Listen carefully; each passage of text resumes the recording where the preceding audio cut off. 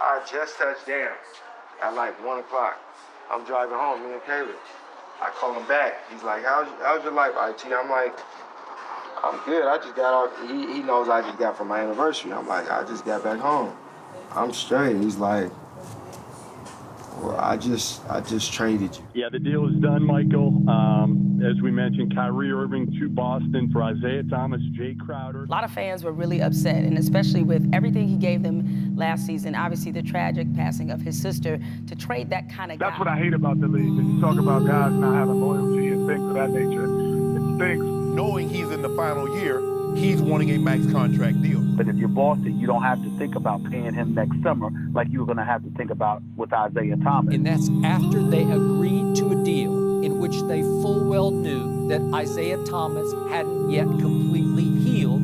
So there's no shock to this. There's no, oh my God, he can't ever play again.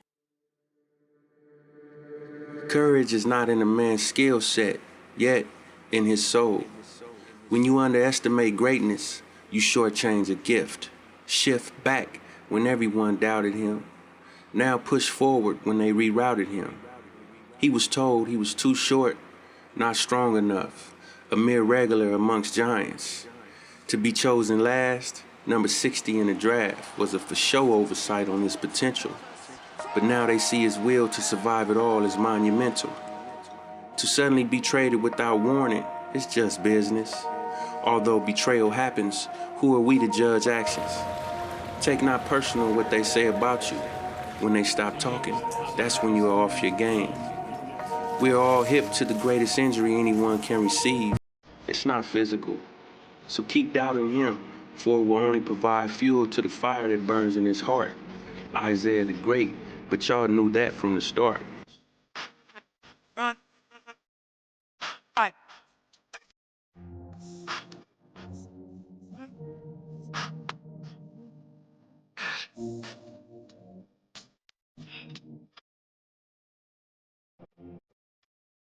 This it right here, man.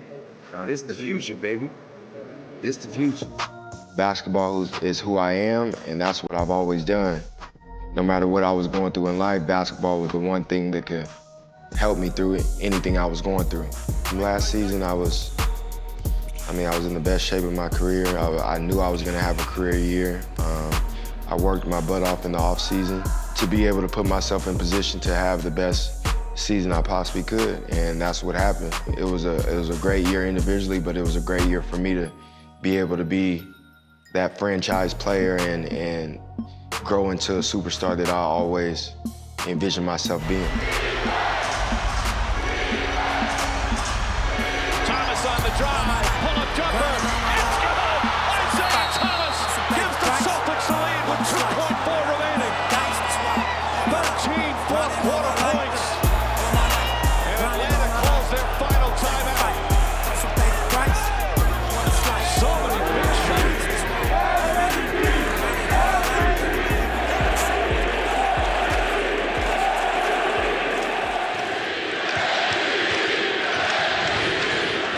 So you can see 5 of 6 from the line, 3 of 5 from the field. Playoffs were something I've never experienced before in that sense of being the #1 seed, because everybody was counting us out from the jump. They were saying we were arguably the worst #1 seed in NBA history. So all those things were motivating factors to just keep going. I mean, off the court, I was going through a lot, but I just kept going. And that's what my life has always been about, is just to keep going, keep pushing, and that's what I did. What was the toughest moment? Toughest moment? I mean, that first game was probably the toughest.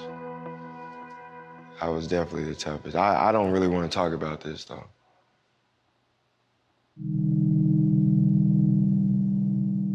Now, on the flip side of all this is Isaiah Thomas. He's playing with a heavy heart tonight. His younger sister passed away in a car accident Saturday morning in the state of Washington. Thomas and the family are devastated by this. He learned about the accident after practice yesterday.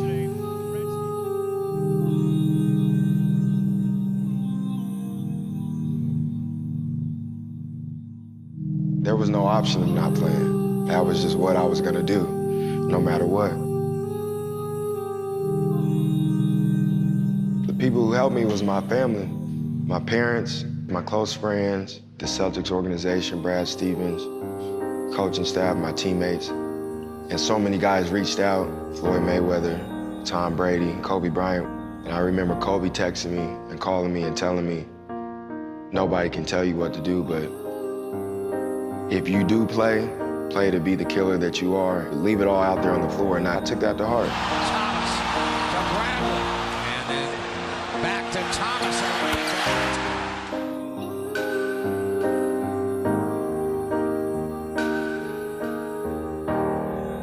From the support of my family and my close friends, they kept me going, they kept me alive and kept me afloat through any circumstance. I've always been able to go to a gym and get my mind off things, and that was my outlet to just get my mind off whatever I was going through at that point in time.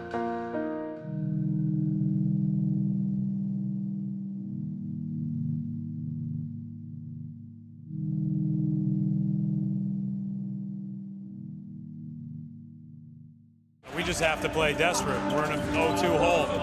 We have to continue to do it. You know, in the NBA, anything can happen. I mean, we had a great ride. Being down 2-0, beating the Bulls, going to a Game 7 against the Wizards and winning that. So this group here tonight. Thomas. It goes! Caps off a remarkable night for Isaiah Thomas. 53 points. And Boston has run away with it. And then being in the Eastern Conference Finals, like it was everything. On a hit from three. Isaiah is limping. Something is wrong with him. His ankle or something, or his hip, clearly in stress here as he brings the basketball up. The injury happened back in March. I went in for a layup in the third quarter, and Karl Anthony Towns had fell on me. It jerked my leg a little, awkward position. So from March to May, I played through it, and obviously I made it worse. In the playoffs, my hips started feeling a little different, like a little discomfort, and I played till I literally couldn't run anymore. I just wish I was able to be healthy and be able to give more, because I felt like we could have won that series. Yeah, has this time allowed you to kind of look back and put this season into perspective for you? It has. I mean, it made me look back to see how fast everything can be taken away from you. I was gonna play to the end, and I literally did that. Like, Boston's changed my career, changed my life. I would love to be here long term and win championships here, but the love and support that the city's shown me, that's gonna last forever. As you guys know, it's a business and anything can happen, and I know that, so I understand that. This is Isaiah Thomas. The things you may have read about me do not define me. What did we expect Isaiah Thomas to say? Man, I'm damaged goods. Man, I'm never gonna be the same To be player. sitting on the sideline a few minutes before the game crying, that makes me uncomfortable for him. Maybe this guy shouldn't be here right now. He's going through this enormous, this incredible adversity at the moment. But you really don't know who I am. I won't comment on any of our communication over the last week. It's private. Had the best year of my career and the worst year of my life at the same time. But if you watch this or somehow look deeper into it, you can figure out who I really am. It probably is my last game, man.